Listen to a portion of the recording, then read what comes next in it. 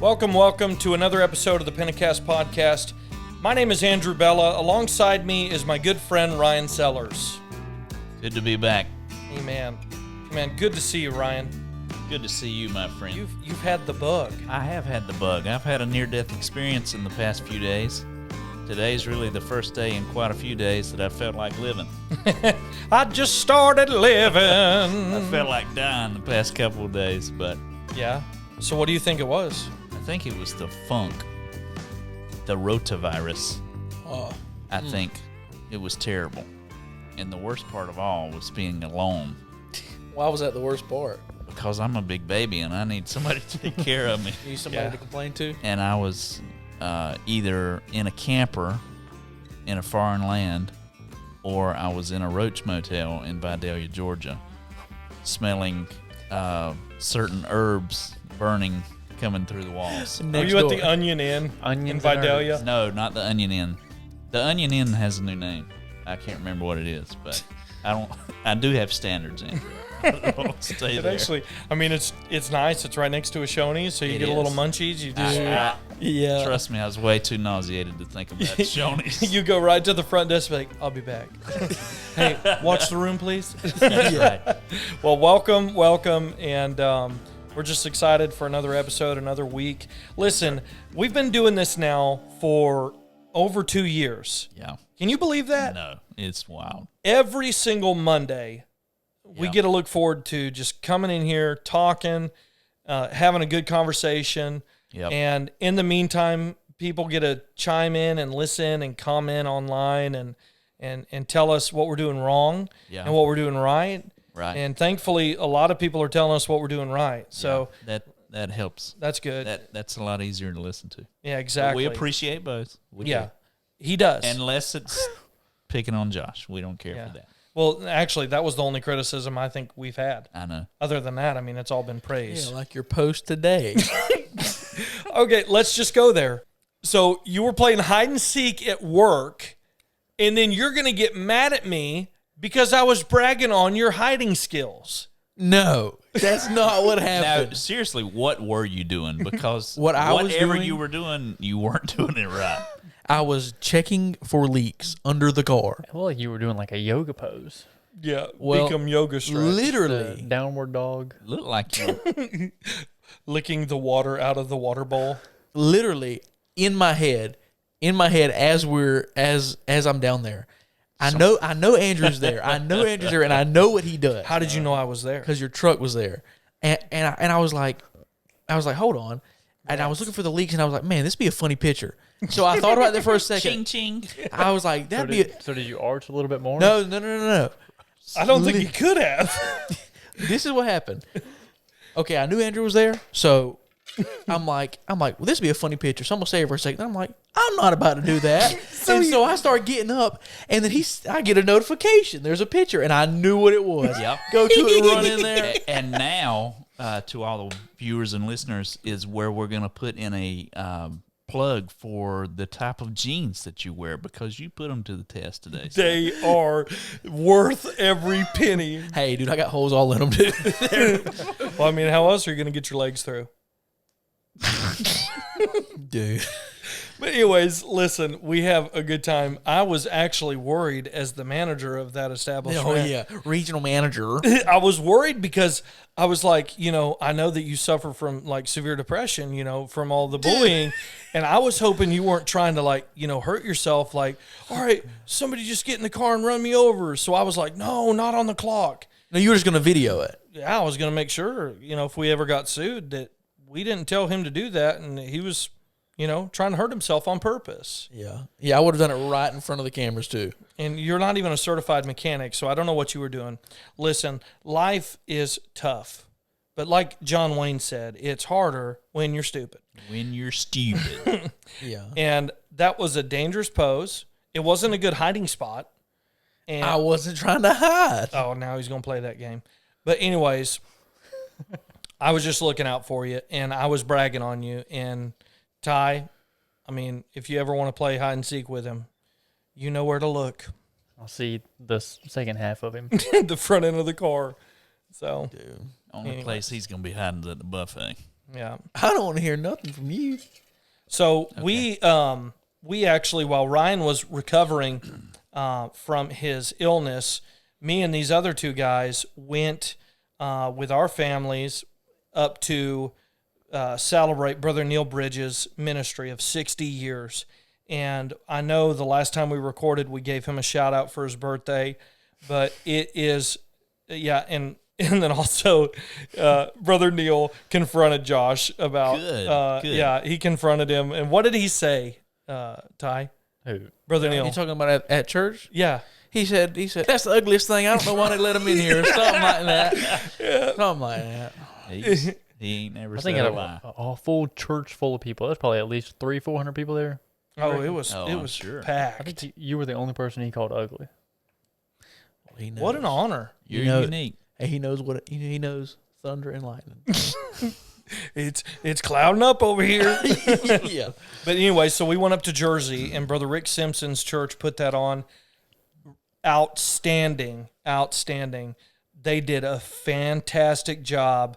You know, there's not a lot of people that deserve that kind of praise, Right. honestly. But Neil Bridges deserves every Yeah. bit of praise that he can get because he's just a remarkable human being. Yes, so sir. he's obviously the friend of anybody who's ever met him. So Yep. it's not like we hold this distinct honor and privilege that other people don't. If you Right. know him, Well, you know him as a friend. Right. And you feel the same way that we do. 100%. There's enough of Neil to go around, but we Amen. want to, on our platform, congratulate you, Brother Neil Bridges, on 60 years of ministry. That is a milestone, and you know what? We're just so thankful that you're in our lives, and there's always a seat on the podcast here for you when you want to come down in this area, which we hope is soon. And so, congratulations. Trying to get me to tear up over here. I'm telling you. Hey, you know what? Love you, what Papa would, Neil. you know what would have made you tear up? What? Because where we were sitting, you could see him on the front row, and as these people are testifying, you could just see him crying. I was like, man. And you would have been crying with him. Especially- Oh, you better believe I would have Especially Brother Mike Switzer. He started talking about just how much compassion Brother Neil's always had, letting people into his house. Brother Yeah. Neil just broke down. Yeah. And Sister Man. Walls. April Walls. Let me tell you, I don't know why I haven't thought of her. Sister April Walls, if she's listening or somebody that knows her that is listening, she is a physical miracle.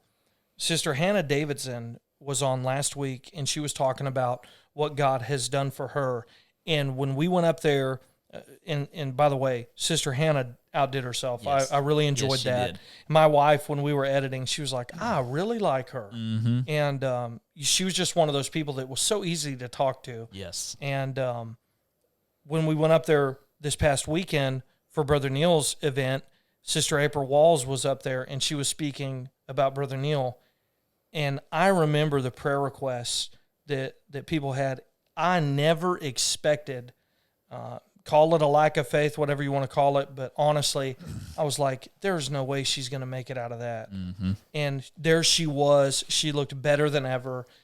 And it was God. It's a miracle. And I leaned over to my wife and I said, there's a testimony right there of a physical miracle. Well, since then, we have been getting bombarded in a good way, getting positively bombarded with people.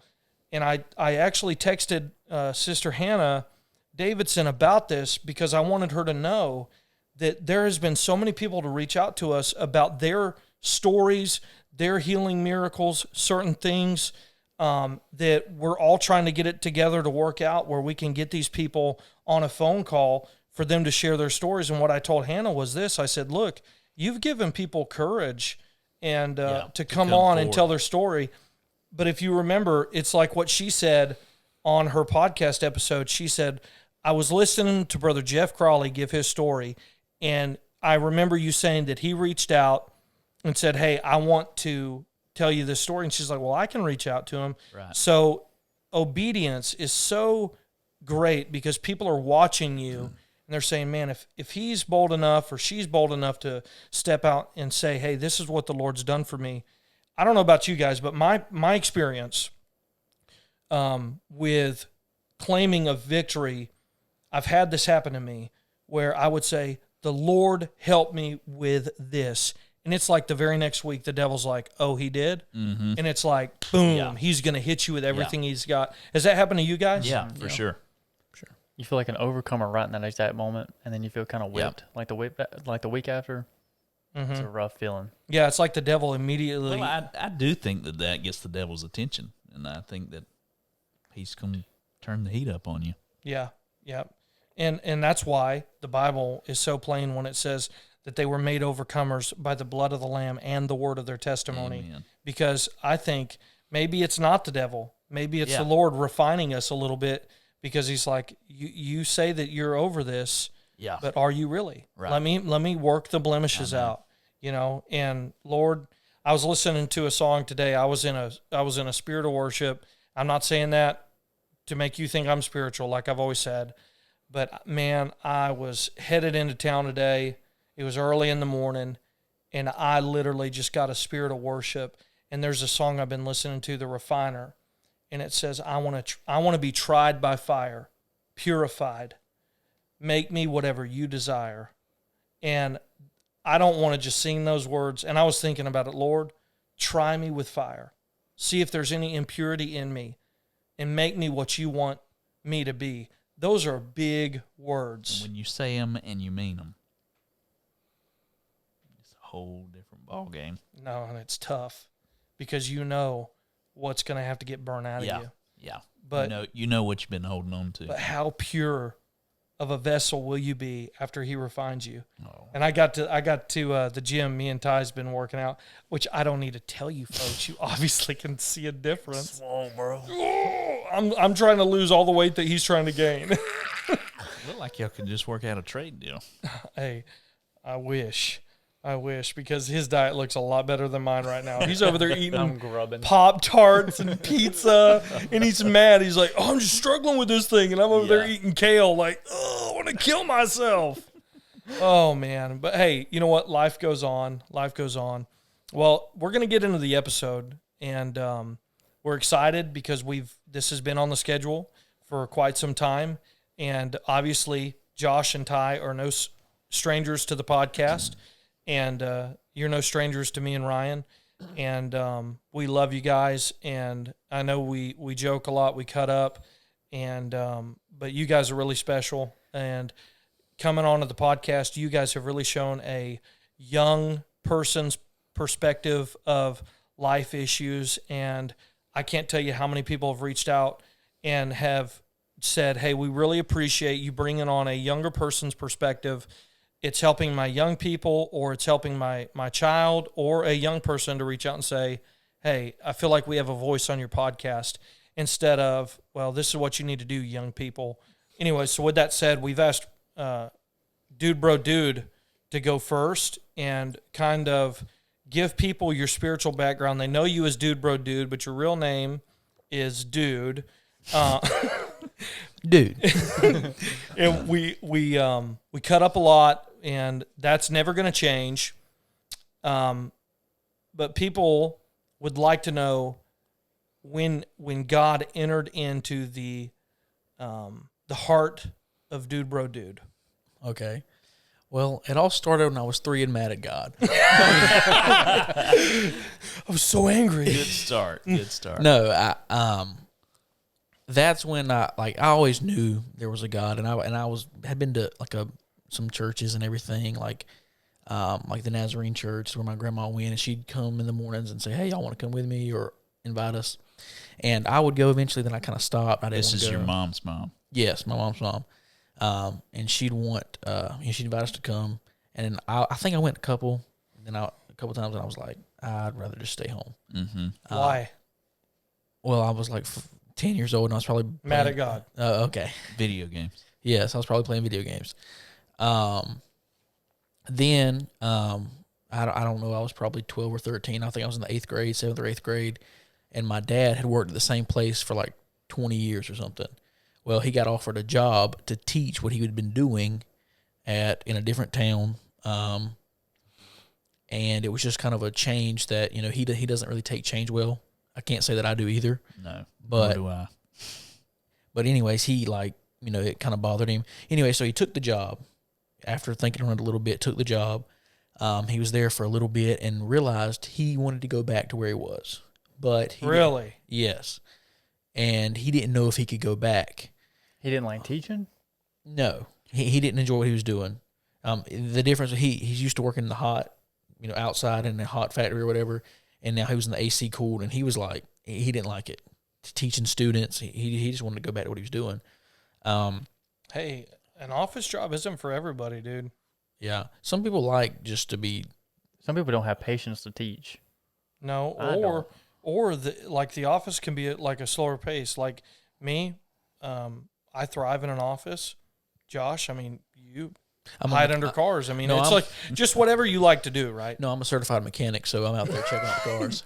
I'm checking leaks, selling them, whatever. You know. Yeah, whatever. You're a handyman, jack of all trades. Yeah. Master of none. But anyways, so he, in the time of him wanting to go back to his other job, he was really torn and kind of tormented about it.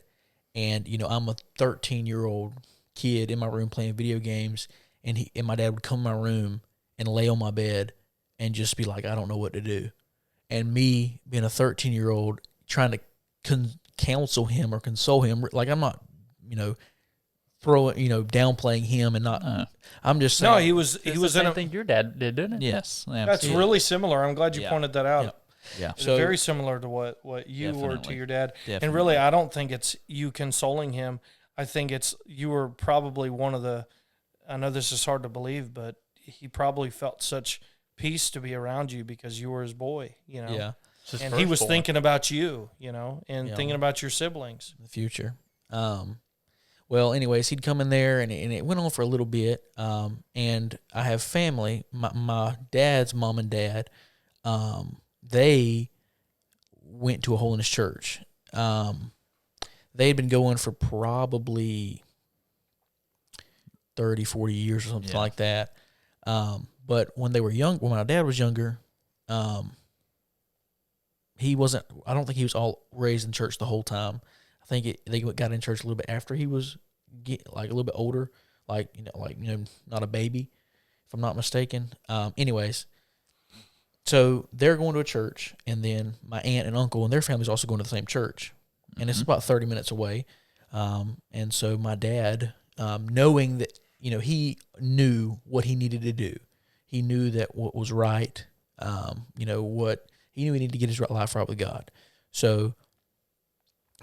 And with all the torment that was coming along with it, he just couldn't handle it. Like, he's just fed up with it. So That reminds me of the scripture that says, "Train up a child in the way that they should go, and when they're older, they will not depart from it." Mm-hmm. What you're trying to say is what brought your dad the most peace. He knew where to find it. yeah, and I mean, he, being raised around that. He knew where to go, and that's what I say. He knew where he needed to be. He hadn't been there, but he just knew where he needed to go, so we started going. I think it was him and my brother at first, and I don't know if I went with him. Anyways, I started going with him, I guess, to see my cousins and everything, and just kind of have a good time is what I was, You doing. knew we ate on second Sunday. Yeah, well, I mean, I was a slender 130 Well, I think pounds somebody or so, lied probably. to your family and said that there were a lot of dairy farmers in the church, and you were thinking, free milk?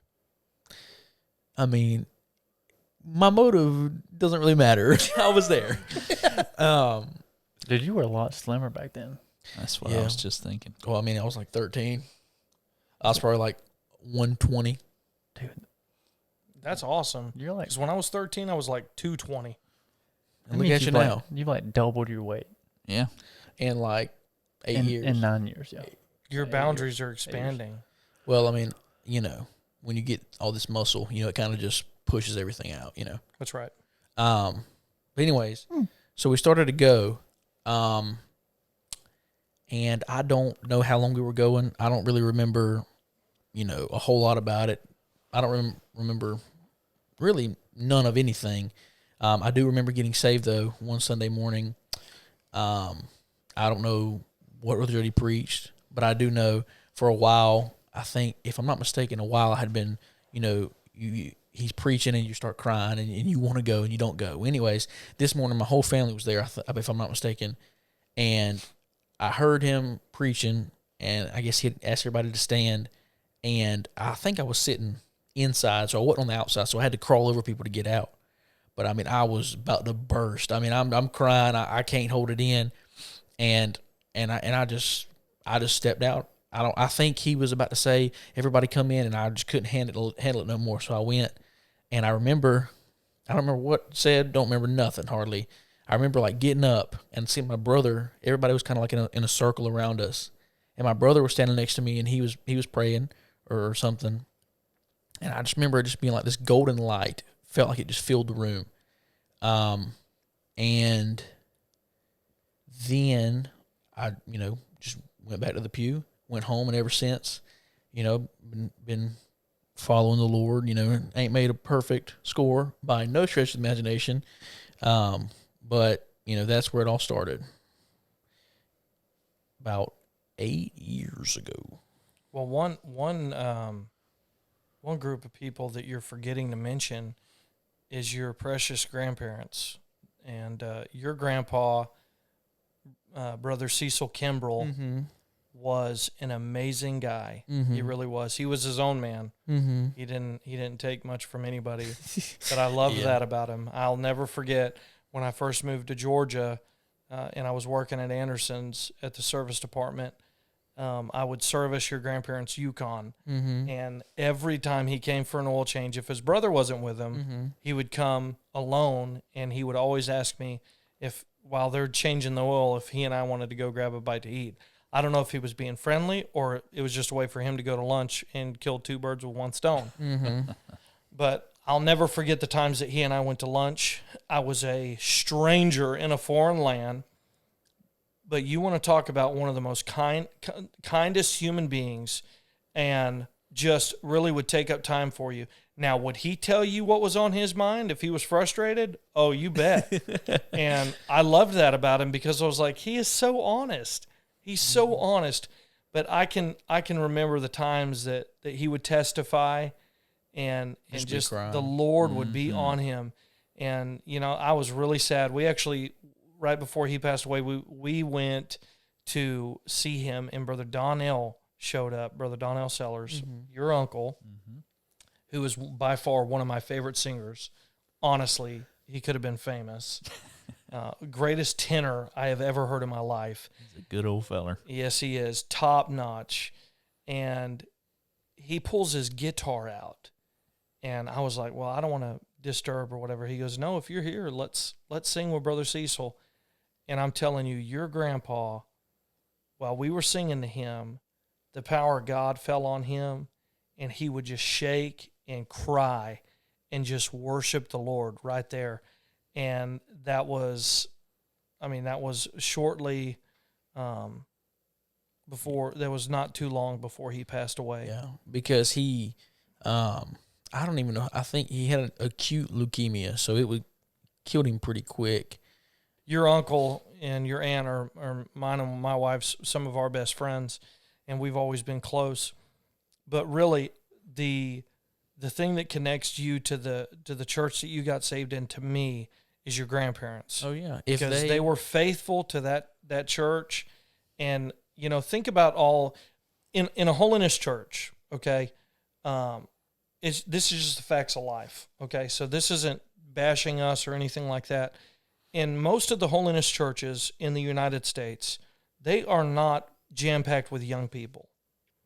Most of them have a large group of elders, grandparents, older men and women, moms and dads.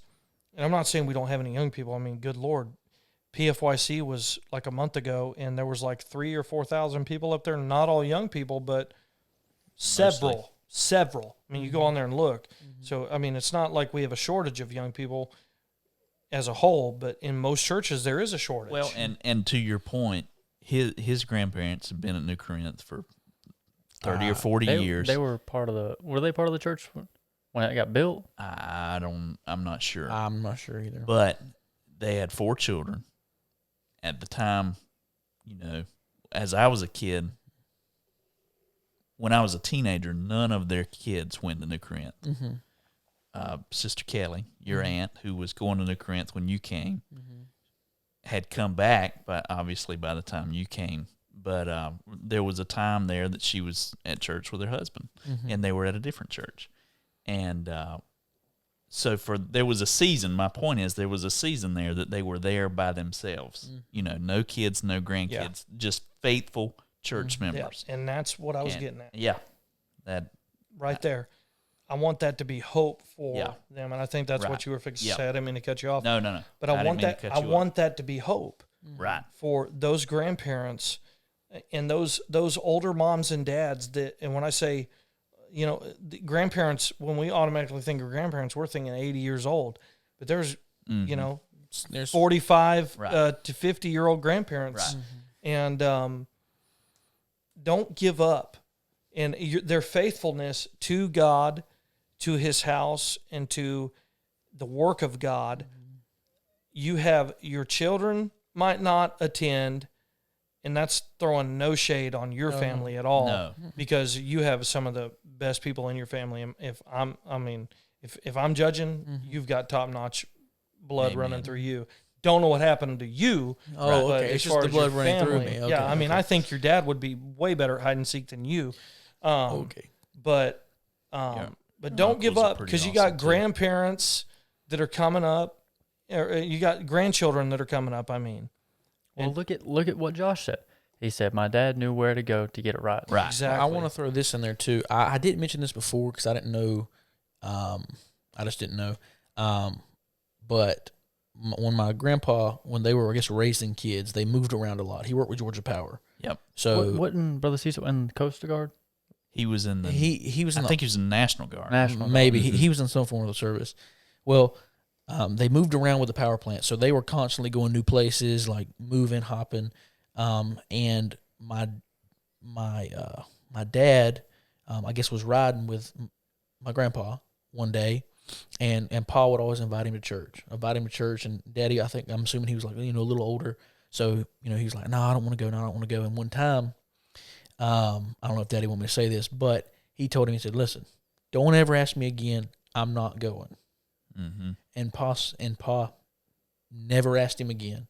But Pa would always tell him, you need to bring them kids to church, or something like that. He said, he didn't ask him again, Wow. Daddy said, I don't want you to ask me no more. Yeah. He said he never did. But he would say, you need to bring them kids to church or something like that. And, Look how it worked out. yeah. It's a miracle. It's a miracle.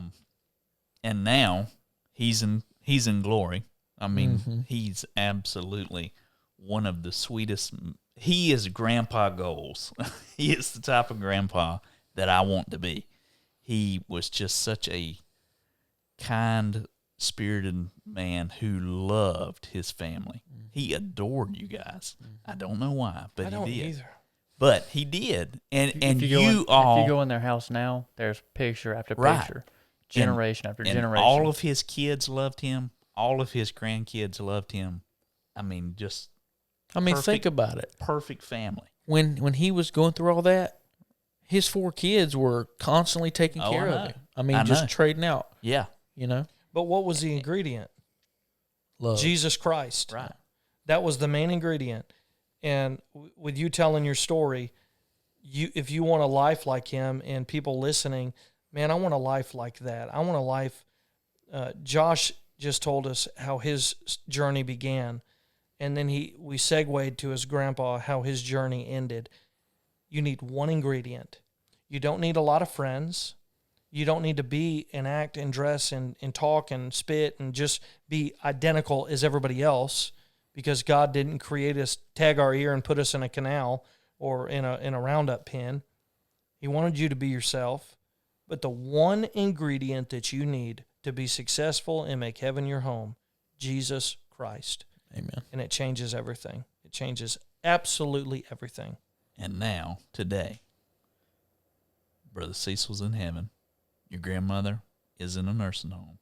The only one of your family, your aunt and uncle have taken their pastor in a church. Mm-hmm. The only one of your family that is in that church is you. And It's a miracle. It's a miracle. And you, believe it or not, and it's hard for me to say, are a future Cecil Kimbrell. It's a long time coming, though. And that's big shoes to fill. Yeah, it is. Yep. But just I like what appreciate Andrew said, as long as you're serving the same God, and you are, and you got the same goal in mind, it's going to happen. It's going to happen. What a beautiful story. I know this is crazy. You all thought he just played hide and seek and got made fun of, but he's actually a child of the Most High God himself. And gets made fun of. Absolutely. You just have to cut this out. We love you. We love Josh too. Shut up, Ty. I don't know what I was going to say. Anyway. It's kind of hard. It's kind of hard to cut this out when you have background music. Leave it. All right. We love you. We hope you have a great week. Now you know who Josh is. Over and under.